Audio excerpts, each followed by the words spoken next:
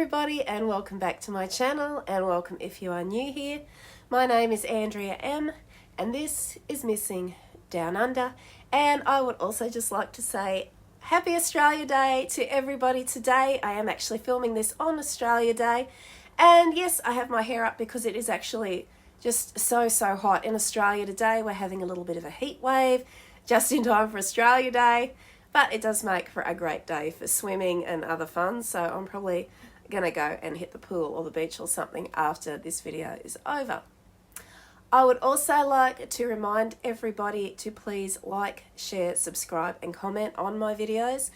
What a lot of people don't understand, if you're not actually doing YouTube yourself, is that the algorithm works on your likes, on your comments, and most importantly on your subscriptions.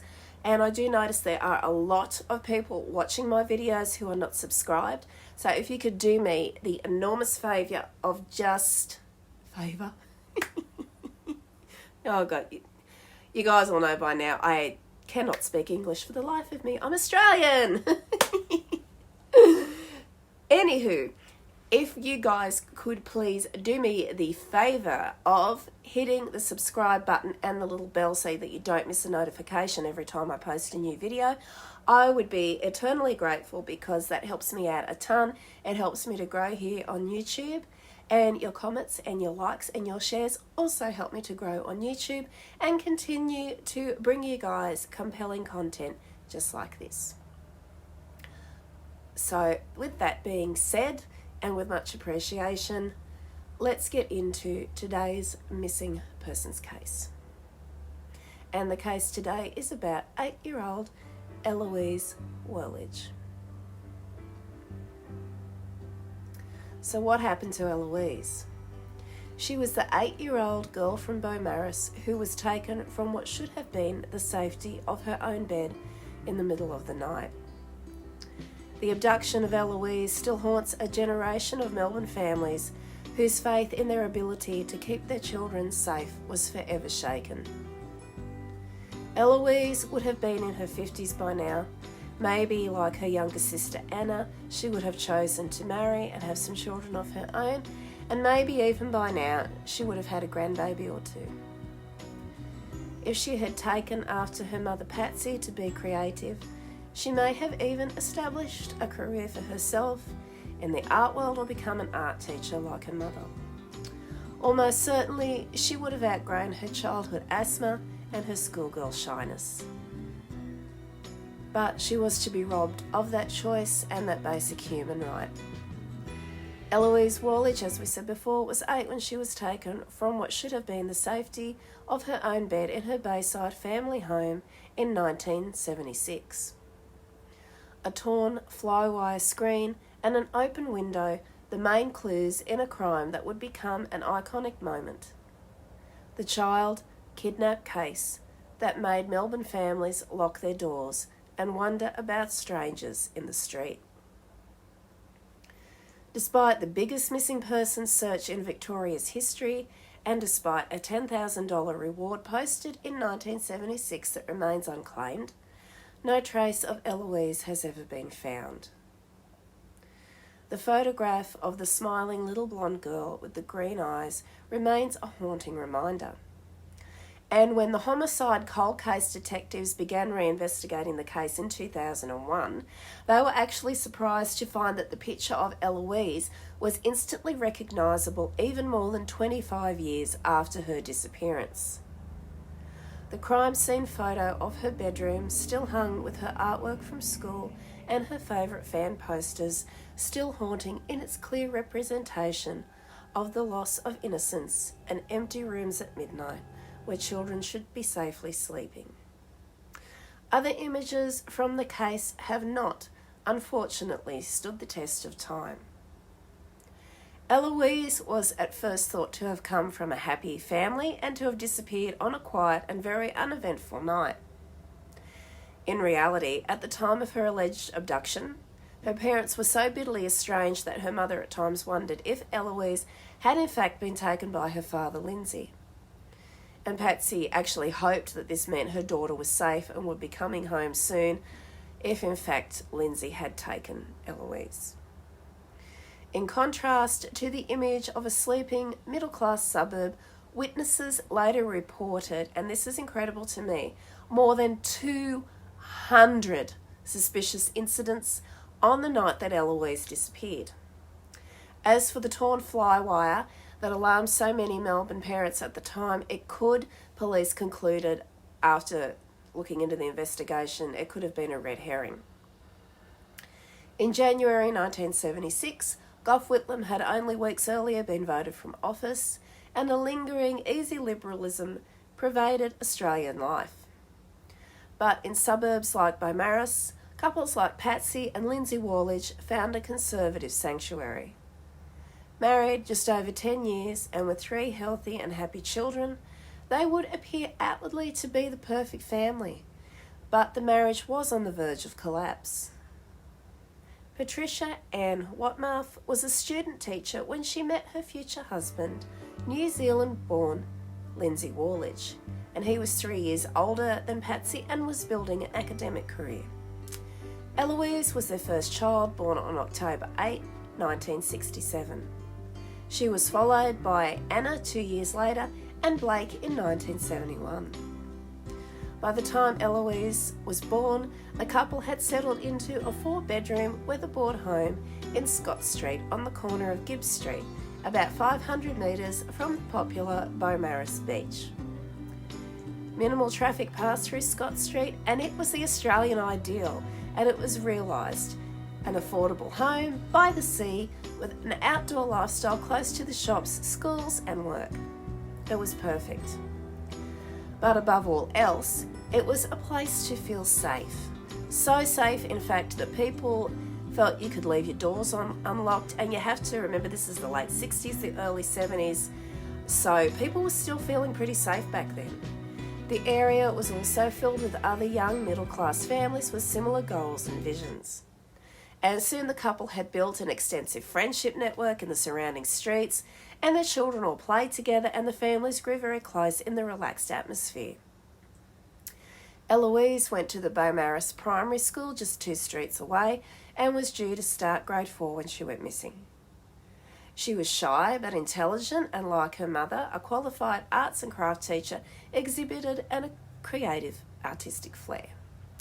She was becoming more confident through brownies, and her interest in art was encouraged by her parents and a local group called the Hubble Bubble Club.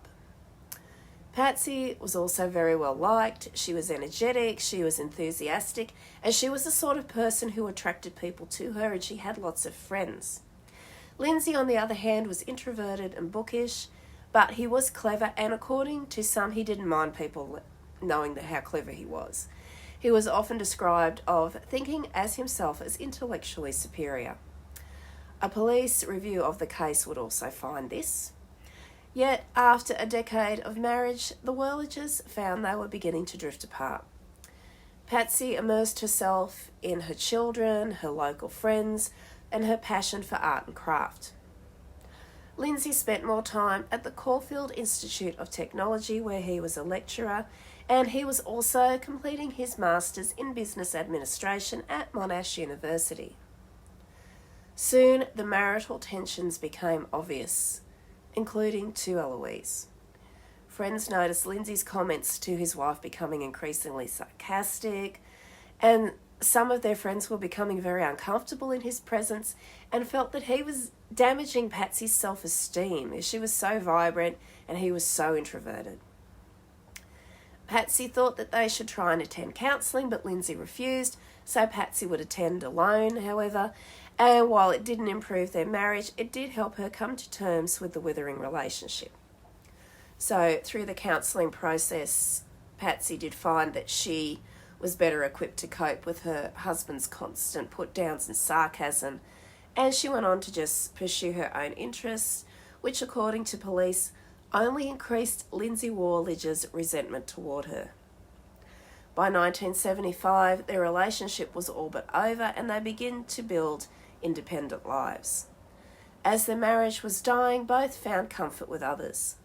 Their personal troubles would have remained private if their tragedy had not become so violently public. In September 1975, 4 months before Eloise's abduction, Patsy started talking of a separation. And Lindsay would agree to this in principle, but in practice, he was trying to delay the inevitable. The timing, he said, would have to be on his terms, and the split would have to wait until he completed his final examinations in November. It appeared on the surface that it would have been a very civil arrangement. She would stay in the marital home with the 3 children, and he would have unfettered access to them, and neither parent wanted the split to impact the lives of the children. But when Lindsay's exams were over, he told Patsy he needed more time. They agreed to stay together over Christmas for the sake of the children, and then he would move out. They set a date. Lindsay would leave by his wife's 33rd birthday on January 10. As the day approached, Patsy broke the news to the children. According to Patsy, Eloise had picked up on the coldness between her 2 parents. Patsy had also observed that Eloise was beginning to also grow apart from her father because of the obvious tension in the house. Nonetheless, her daughter, in Patsy's words, took the news in her stride, and the plan for the amicable separation collapsed when Patsy's birthday in fact arrived and Lindsay had not as yet departed the home as discussed. What his wife didn't know was he had secretly begun to prepare to move. He inspected a rental property in Carnegie that day, telling the agents he needed 2 days before making a final decision. And according to the police, there was minimal communication between the couple, and it appeared they were leading separate lives, although they were still living under the same roof. Jane Mervis, Patsy's friend from across the road, had offered to host a birthday dinner for her on the Saturday. About 10 people were invited, but Patsy would attend her own party solo. And this was thought by her friends that attended the party to be a very public statement of Patsy's newfound independence. And friends knew enough about the Worledge's domestic problems to be concerned that the snubbed husband might react badly. A general feeling was that this was an humiliating act and a serious confrontation could result, and this pervaded in the group, the police found. During the course of the evening, some of the members of the group felt like somebody was spying at them through the windows, and 25 years later, Lindsay would deny this allegation, although he did admit that he was walking up and down the street inspecting the vehicles of the guests who had attended for Patsy's birthday celebration, and he indicated he was only curious and denied being motivated by jealousy or suspicion that Patricia may have been with somebody at the party. It was 2 a.m. before Patsy walked across the street to her home. Lindsay was awake and a heated and spiteful argument between them ensued, according to police records. It went on for nearly 2 hours, with the yelling and the screaming reaching a point where neighbours became concerned, calling the police. But no one wanted to intrude in the Worledge's business themselves, and that was what it was like in Australia back then. Like, if people were having trouble between themselves, others didn't feel like it was their place to interfere. But as we've learned through history, that it is better to just give the police a call and have them check, because you never know. So Lindsay liked to appear in control, but he would admit he was bitter about the planned separation, and he had become extremely depressed. When he awoke on Sunday, January 11, he was said to have been in a really bad mood. Patsy wanted to know when he would finally leave, and he promised to make the arrangements by the following Monday. He would then take the children to the beach and return that afternoon to contact the estate agents committing to renting the Carnegie property. He said he would sign the contract the following day, and he went to bed early as it had been a long and, for him, a very traumatic weekend.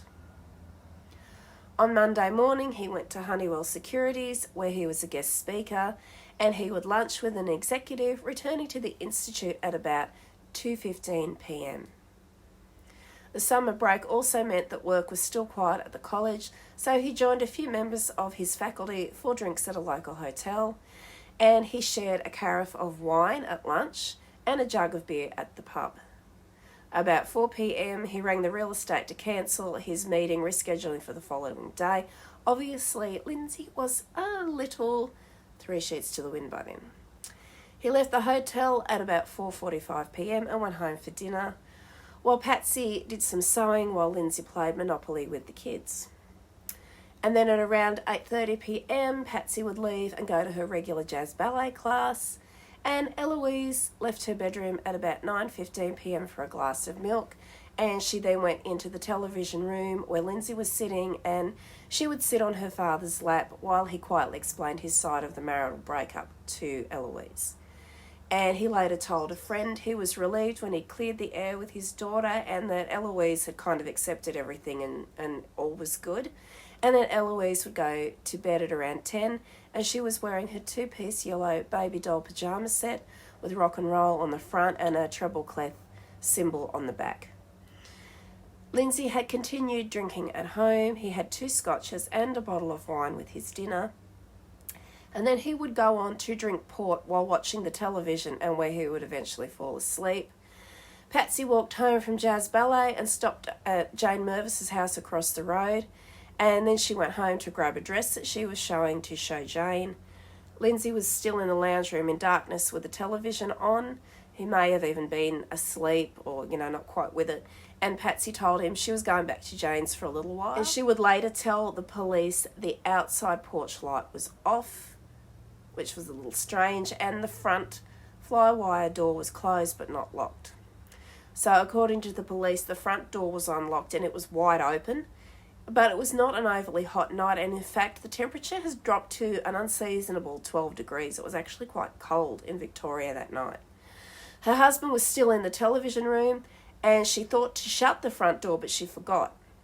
And around 11 p.m, she took some ironing to Anna and Blake's room, and then she went into Eloise and straightened her covers, and she would kiss her daughter goodnight, and then Patsy would go to bed herself. And that was the last time she would ever see Eloise. Around 11:40 p.m, Lindsay turned off the television and went to bed. He said that he checked on the children, but Patsy said that was unusual for him to do that. And Lindsay also didn't think to shut the front door because he didn't know that Patsy had left it open and had forgotten to close and lock it. So Patsy would also tell investigators the hallway light would be left on every night for the children and then switched off by the last parent who went to bed. But this night police would say Eloise Worledge did not turn off the hallway light. As you have to remember, Lindsay was a little bit intoxicated. At 4:45 a.m, Patsy got up to use the bathroom and she noticed that the hall light was off, and almost certainly by this point Eloise had already been taken from her bed and from her home. And people under extreme stress can have different recollections of the same events, but Lindsay and Patsy Worledge would give confusing and at times conflicting versions of what happened the morning they found their daughter was missing. In his original statement, Lindsay said he woke at 6:30 a.m. and he went to the kitchen for a drink of water and some orange juice, and he noticed his daughter's door was shut and on it was a sign Eloise's room. He then said he went outside to collect the milk and the paper, returning to bed to read the day's news. According to Lindsay, Anna and Blake came into their parents' room and began playing. Blake said Eloise was not in her room, but neither parent took any notice of the chattering of a 4-year-old. At 7:30, Patsy got up, and she began to get frustrated when she could not, in fact, find Eloise. Lindsay then rose and met Patsy at the doorway of Eloise's room, and he looked in and immediately saw that the curtain was pulled to one side and the fly-wire screen in the window had been cut and the window was open. 10 days later, during a reenactment, however, he said he woke to find Blake was already in the parents' bed at about 7, and Anna arrived 10 minutes later, and Lindsay would then ask his children to get the paper, but they ignored him, so then he would go and get the paper himself, and he said that when he got the paper, the front door was closed, and he noticed the clock in the kitchen said that it was 7:15 a.m. In her statement, Patsy said she was awoken at 7:30 a.m. when Lindsay came back to bed. She said this was unusual because it was his habit to send the children to collect the paper, but apparently they ignored him, so he went and got it himself, which she obviously didn't know. She said Blake hopped into the bed at the same time and said Eloise was not in her room. She said she left her bedroom at about 7:55 a.m. and went into the hallway where Anna ran up and said Eloise is missing. In her statement 10 days later, she said she had actually had a shower and then Anna had alerted her to Eloise being missing. In Patsy's version of events, she was checking the front part of the house when Lindsay said he had found something in Eloise's room. And then Patsy would follow him to the bedroom where he pointed out that the curtains were pulled to one side and the fly wire was cut and the window was open. And at this point, that was when Patsy realised her daughter had in fact been taken out of the house by somebody during the night. And she rang her sister Margaret Thomas and, panic-stricken, ran across the road to Jane Mervis's home. Lindsay chose to ring the local police rather than the emergency D24 number. That was the emergency number for Victoria at this time. And at 8:27, Margaret Thomas, who had arrived at the Worledge home, rang D24 herself and gave the phone to Lindsay. On doing so, Lindsay Worledge indicated in an almost unemotional and offhand tone that there had been a break-in at his house and the only thing missing was his 8-year-old daughter. According to the police, that is, and he told the police his wife was the last person to see Eloise, but did not mention he had checked on her after Patsy had gone to bed. 8 minutes after the D24 call, Sergeant Cyril Wilson from the Beaumaris police station arrived. The experienced local policeman knew that sometimes children slipped away from their families, but once he saw the flywire screen, his instinct was that this was not a runaway and that Eloise had not left under her own steam. So he would call for backup, and within 30 minutes, local detectives were on the scene. Blake, the first to realise his sister was missing, became a very important police witness. He said he had heard somebody in Eloise's room overnight and he had heard crackling noises, and the police say this was consistent with steps on the seagrass matting floors that covered Eloise's bedroom. And we had seagrass matting in my house when I was young, and yeah, it would make a hell of a racket when you walked on it. It'd pop and it'd crack, and it was very, very noisy. Police would form a 15-strong task force controlled by Detective Superintendent Fred Warnock, a father of 5, who at least publicly remained confident that Eloise would be found alive. More than 250 police, including search and rescue, mounted branch and the dog squad, and the independent patrol group, searched for nearly 3 weeks, the biggest operation of its type in Melbourne at this time. They checked parks, the foreshore, the golf course, the local streets. Inquiries even spread to New Zealand and England, with reports that Eloise had been abducted and was still alive somewhere. Police chased leads and rumours. They even consulted psychics, but found no trace of Eloise Worledge. Police forensic officers checked the scene and concluded the flywire screen had probably been cut from the inside. The window had been opened to its maximum of 38 centimetres, and it was found to be a very narrow opening, difficult to climb through and then climb back through with an 8-year-old child in somebody's grip through this very small gap. The fly wire was cut from a height of 195 centimetres, and dust and cobwebs around the window were actually undisturbed. Tan bark from the garden was also found in Eloise's room. The abductor would have to have wound open the window from the outside, lean in and cut the fly wire from the inside, and that would have been difficult, but the police did concede that it would not have been an impossible task. So on balance, based on all the information on hand, it appeared more likely that a person or persons responsible for Eloise's disappearance had actually affected their entry or exit through another point, possibly the front door that was accidentally left open, rather than her bedroom window. So in other words, somebody tried to make it look like Eloise was abducted and somebody had grabbed her through the open window. Random child kidnapping cases shake the confidence of the community, like the disappearance of the Beaumont children in Adelaide a decade earlier, or Carmen Chan from Templestowe 15 years later. The Worledge case appalled and fascinated. The factual void was filled with rumours, half-truths and gossip. Police briefed the press every day. Such was the magnitude of the media coverage that her image continues to be recognisable to the public at large some 40 years later. The story generated immense public interest and led to thousands of separate pieces of information being reported to the police by the public. The original investigators began by saying they were confident that Louise would be found alive. But they also asked Lindsay and Patsy to delay their separation, wanting to keep public concern at its highest. The parents gave interviews separately to the media, and Patsy would spend most of her time across the road at Jane Mervis's house. The Worledges became more distant, and like the Chans and the Beaumonts, they eventually separated. Lindsay moved out in June and rented a flat, and since then they've both been remarried. Between January 21 and 23, police canvassed 6,000 homes in the area with a prepared list of questions. As mentioned before, they were able to log at least 200 suspicious incidences that occurred on the night Eloise went missing. At 10 p.m. on January 12, Wayne Cheeseman of Scott Street heard a prowler outside his house.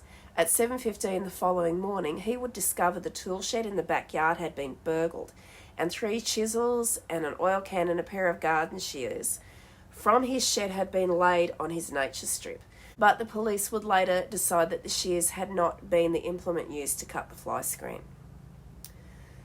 At 10:30 p.m. on January 12, a neighbour at 57 Scott Street saw a car travel down the road with the headlights turned off, and at 11:40 p.m, Patricia Cunningham of 26 Scott Street saw a green Holden station wagon parked near the Worledges' home. Around midnight, Anne Same of number 64 saw a young man walking along the Worledge fence line. She felt so uneasy that she actually would cross the street to avoid this guy. At the same time, Molly Saltz at number 9 saw a young man run in front of her car as she drove along Scott Street near the Gibbs Street intersection and jumped the fence into the Worledges' property. And just after midnight, at around 12:16, Andrew Jones of 41 Scott Street heard noises outside his house that he thought were made by a prowler. At 2 a.m, Daphne Owen Smith at number 66 heard the cry of a child and the sound of a car door slamming. Anne Same would also agree that she had heard a car door slam at the same time. Months later, Catherine Marling told police that she had seen a green 1966 model Holden in the street on January 6, 1976, a week before the abduction. Police found a car fitting the description had been stolen from Carlton in December in 1975 but had never been recovered. In child abduction cases, police believe there is nearly always a link between the victim and the offender. In the Worledge investigation, there were 2 theories: that she was the victim of a random attack, or that she was taken by a friend or an associate of the family, somebody that she knew.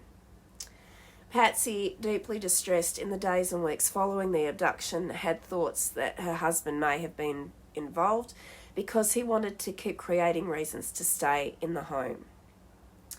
As a result, police say she was confident that no harm would come to Eloise.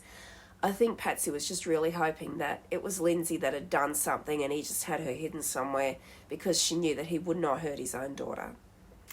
Because scientific evidence found it unlikely that Eloise was taken through her open bedroom window, both parents were initially treated as suspects, and this is pretty standard in a case like this, although police did soon begin to concentrate a little more on Lindsay. According to the police, his unemotional and seemingly cold demeanour in dealing with the situation only added to the investigators' concerns.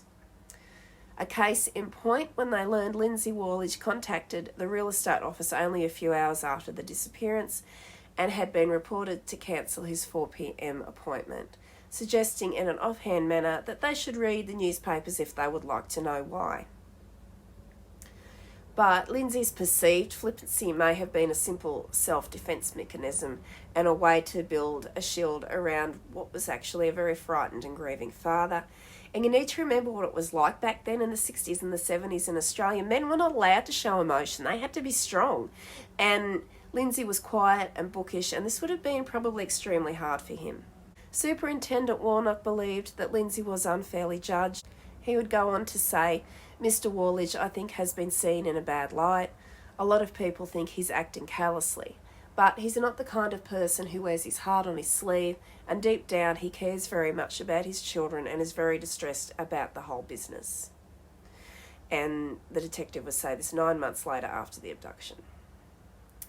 Lindsay believed his daughter was taken by a stranger. At the time, he said, "I can't buy into the theory that it was somebody that she knew." And Eloise wasn't the kind of child who would have gone willingly with just anybody in the middle of the night, even if she knew them, because Eloise was really timid. And she wasn't an adventurous child at all, and she would not go out on the street without her brother or sister. She was so shy, and she was very sensitive. And she also had asthma, and that was obviously a concern to everybody, including Eloise, so she wouldn't have just walked off with anybody. On the day the abduction was discovered, Lindsay also asked police to give him a lie detector test, but they refused the offer, and on day 4 he was taken to Russell Street Police Station to be interviewed, but this time as a suspect.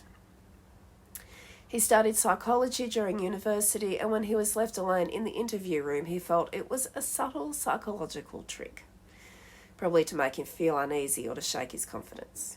He described the interview process as a fairly terrifying experience. Both parents were even hypnotised a month after the abduction in the hope new information might be found. Less than a week after his daughter disappeared, Lindsay felt he had to deny unsubstantiated stories that he was involved with the abduction.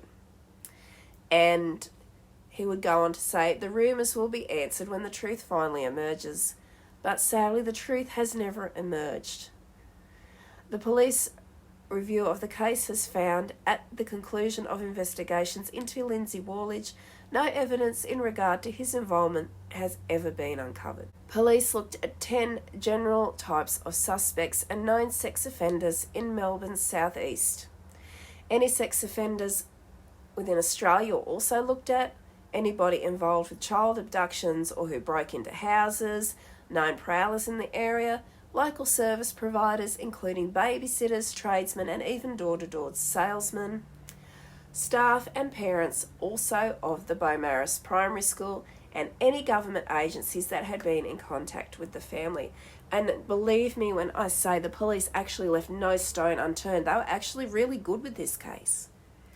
The police interviewed more than 100 family and extended family members in Australia and overseas, more than 200 friends and associates of the family, neighbours and work colleagues, and even students of Lindsay Worledge. On February 20, 1976, the Worledge Task Force was disbanded. The file was then sent to local detectives in Moorabbin, and any new tips were investigated and added to the thousands already gathered. In the early 1980s, the Moorabbin CIB was closed down and the Worledge file went to Hampton CIB. A few years later, the file was moved to the Homicide Squad and archived as a missing persons case. When the police began to reinvestigate the Worledge case, they would find that key evidence and vital files were missing. However, 2 new suspects have been unearthed. In their happier days, Patsy and Lindsay Worledge were connected with a Beaumaris amateur theatre group. In 1975, another man drifted into the group. Police now know he was a child molester and a convicted sex offender. Detectives also know that a man convicted of child sexual offences worked at a local milk bar, but police have found nothing to link either man to the abduction. On February 6, 2002, Lindsay was formally interviewed by Homicide Squad detectives. He told them that he did not know what happened to his daughter the day Eloise disappeared. Lindsay offered to take a lie detector test, 26 years later, the police finally agreed. So on Valentine's Day, coincidentally enough in 2002, Lindsay was connected to a polygraph machine and asked questions about the abduction. Like so many elements of the case, the results were deemed to be inconclusive. Detective Senior Sergeant Jan Lewis worked on the Worledge case for nearly 2 years and has lived with it ever since. In an interview by The Age, she would go on to say, "We are no further advanced now than when the balloon went up when she was first reported missing at about 7:30 in the morning in 1976. I have no suspects whatsoever. The open window and the cut fly wire remain a mystery, but she says, I believe that she was taken out the front door, which had been left unlocked." Soon after, Coroner Frank Hender would hold a brief public hearing into the Worledge case because by law all suspicious disappearances must ultimately go into a coronial inquest.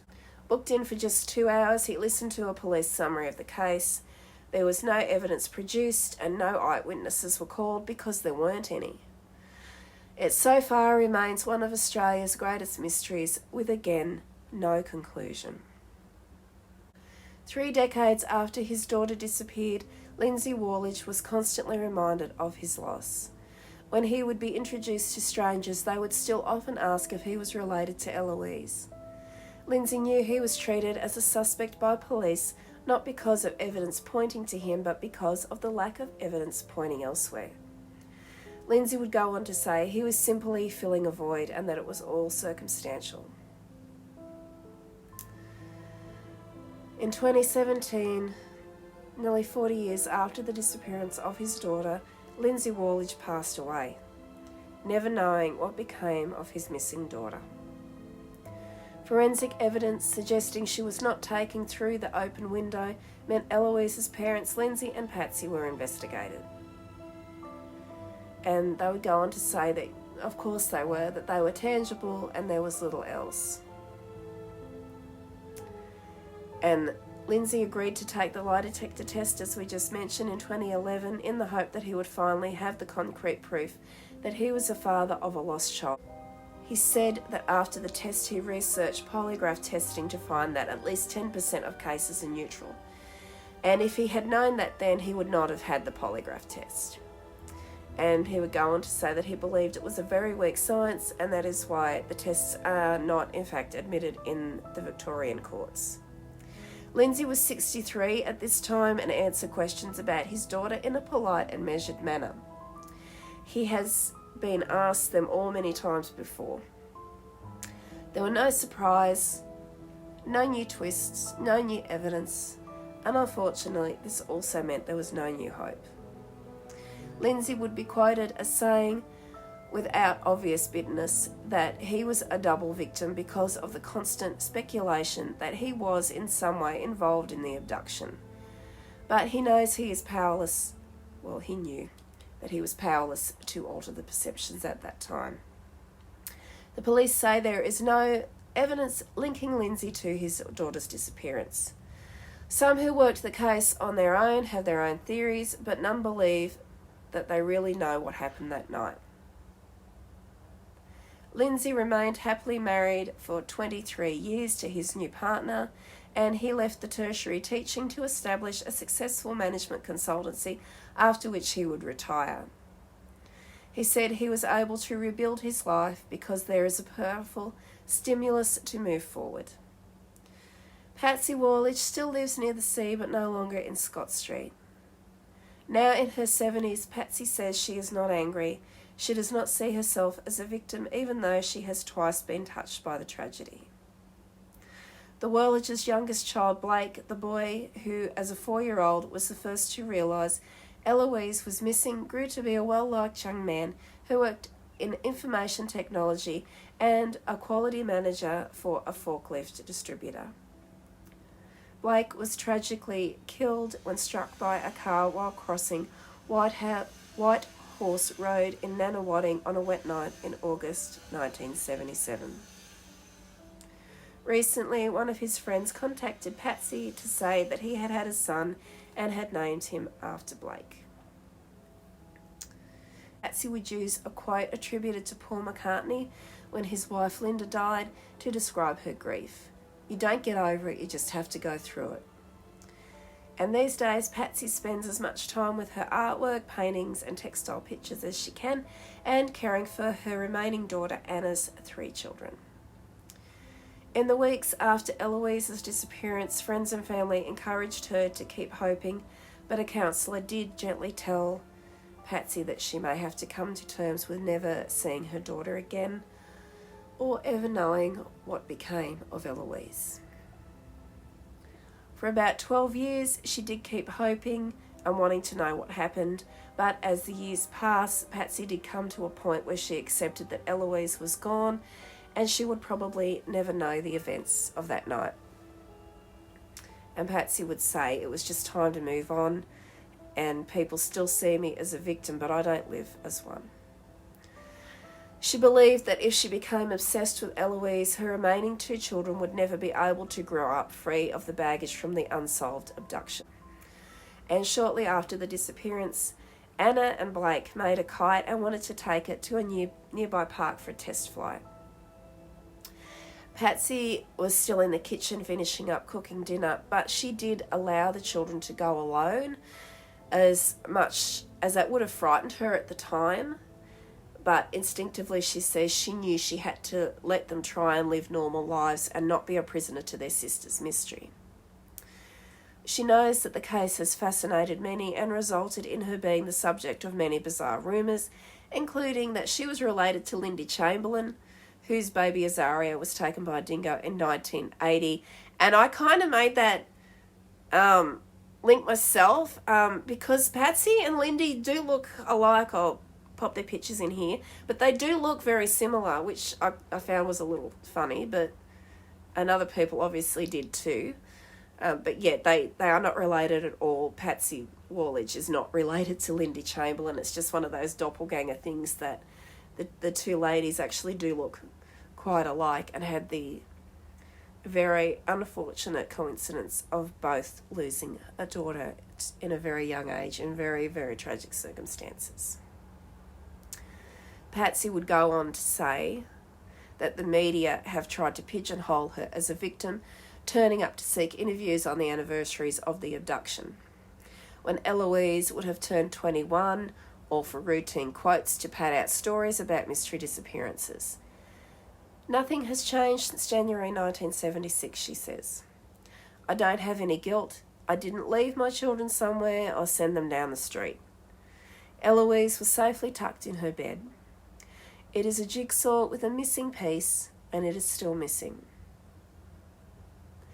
Eloise Worledge was 8 years old when she was abducted from her family home in Beaumaris on January 12, 1976. Eloise was wearing yellow baby doll-style pyjamas with rock and roll across the front and a treble clef design on the back. She had blonde hair and green eyes. If you have any insights into what happened to Eloise even after all this time, please call Crime Stoppers on 1-800-333-000. In the weeks that followed Eloise's disappearance, the entire country would get behind the case, including Melbourne-based rock band Triangulum, who actually performed a song they wrote about the case live on A Current Affair to raise awareness in 1976. And if you would like to listen to Triangulum's song for Eloise, I will leave a link in the description box below. It is a video of their performance from A Current Affair at that time. So I would actually love to hear your thoughts and theories on what may have happened to Eloise in the comments section below. And also, if there are any Australian missing persons cases that you would like me to cover, please feel free to drop your suggestions in the comments section below, because I'm always interested to know what else you'd like me to cover on this part of the channel. And that brings Eloise's case to a close. But before we end today's video, there is a really important announcement I need to make, and that there is a case active at the moment that Sydney Police desperately need the public's help with. 30-year-old Jessica Zrinsky was last seen in Bosley Park area in Western Sydney at about 10 p.m. on Sunday, November 27, 2022. Jessica has a slim build, long blonde hair, and a friendly personality. She was wearing black slacks and an orange tank top and was carrying a shoulder bag when she disappeared. And there is an urgency to this case as Jessica suffers from several health problems from which she was under treatment for. So the family are quite concerned about her health as well as the fact that she has disappeared without a trace. In CCTV footage released by police last Friday, Zorinsky can be seen walking south along Zadro Avenue and Bosley Park at about 8:35 p.m. on November 28, 2022. That same night at about 9:45 p.m. she is then captured on CCTV outside a registered club on Prairie Vale Road before walking east on the same road about 5 minutes later. And as I said before, she's 30 years old. She is of Caucasian appearance, 165 centimetres tall, slim build with blonde hair. And she has tattoos on her right index finger, inside her left wrist and on the back of her neck.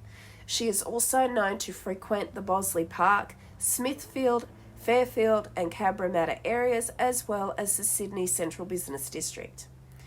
Anyone with information into Jessica's whereabouts is urged to contact Fairfield Police or Crime Stoppers on 1800 333 000.